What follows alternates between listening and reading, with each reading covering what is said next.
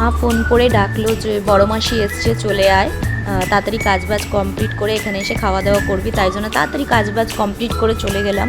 এরকম সবাই মাসিরা আসলেই মা ডাকে ফোন করে, মাসিরা, দিদিরা, পিসিরা যেই আসুক না কেন ফোন করে ডাকে, আর আমি চলে যাই তাড়াতাড়ি কাজবাজ করে। সব সময় তো সবার সাথে দেখা হয় না, এরকম আসলেই দেখা হয়। আর কোনো অনুষ্ঠানে হয়, আর তাছাড়া হয় না, সব সময় এক হওয়া যায় না, আর হওয়াও হয় না। কাজবাজ সবারই সংসারের চাপ থাকে। এটা আমার বৌদি, বড় মাসি, আমরা সবাই মাছি একসাথে। ওই যে বাবানও চলে এসছে স্নান টান করে স্কুল দিয়ে, এখনও দুপুরে স্কুল হয়ে গেছে, এতদিন সকালে ছিল গরমের জন্য। ওই যে আবার শানু বাড়ি চলে যাচ্ছে।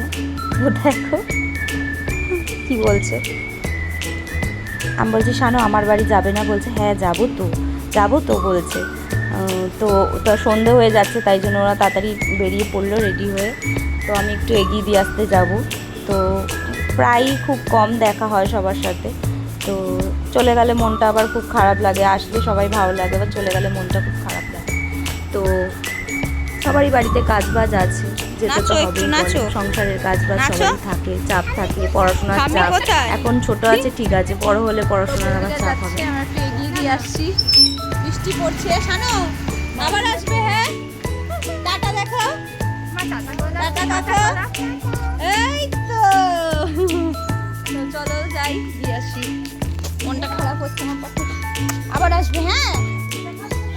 আবার বাড়িতে রবিবার চলে গিয়েছিলাম, মা কলা পাতা কেটে রেখেছিল, তো কলা পাতায় খেতে না অসাধারণ লাগে। আর সবাই মিলে একসাথে খেতে বসলে তো আরোই আনন্দ লাগে।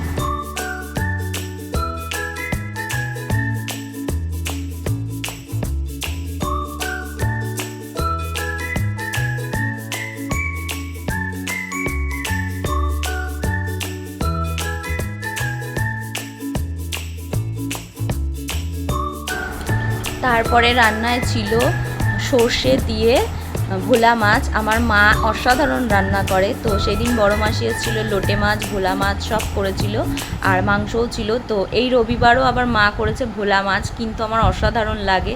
মাংসর আগে মাছটা দিয়ে ভাত খেয়ে নিই শান্তি করে, আমার ভীষণ পরিমাণে ভালো লাগে। মা সর্ষে দিয়ে একদম প্লেন পাতলা যে ঝোলটা করে, আমার খুব ভালো লাগে খেতে। তো সেটা দিয়েও পরে আমি মাংসটা নিই। অসাধারণ লাগে, আমার মায়ের ঝোলটা যা টেস্টি বানায়, তোমরা যদি সামনে থাকতে তোমাদেরকে খাওয়াতে।